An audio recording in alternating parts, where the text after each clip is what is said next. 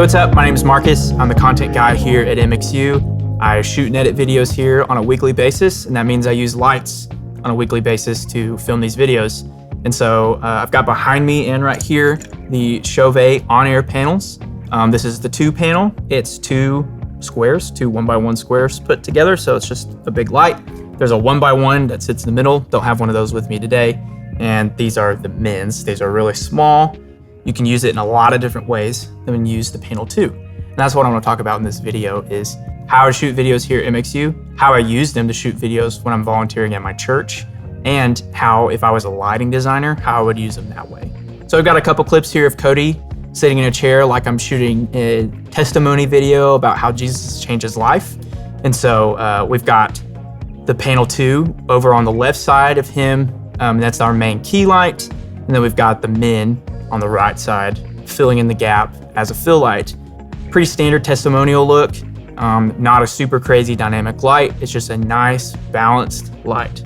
Then here's a shot of the same setup, but with the lights reversed. So now we've got the min on the left side of Cody, and we've got the panel 2 on the right side. So this is a much more dramatic look.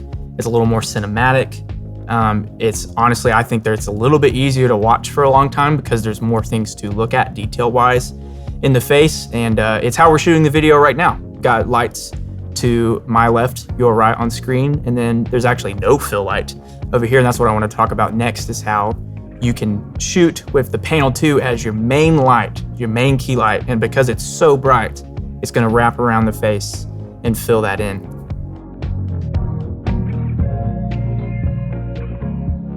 So we've got the panel min in this same shot behind Cody's head, and that's kind of acting as a backlight and a hair light, but because it's so small, I can turn it up vertically and put it far enough back that you can't actually see the light.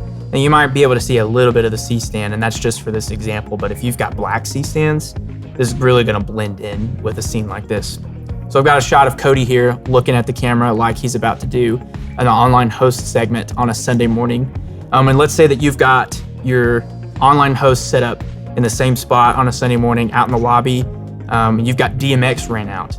You could set up a cue to these lights from your console, and so as a video director is calling for the online host segment, you could go ahead and pull those lights up to light up your online host on a Sunday morning, but then you don't have to leave these lights on all Sunday while they're out in the lobby. And you could really do this for any room that you're filming your online host in. Let's say there's just a camera, nobody's manning the camera, and you don't want to ask the pastor to be adjusting exposure on the camera. You want them to be pastoring in that moment, right? Being their online host.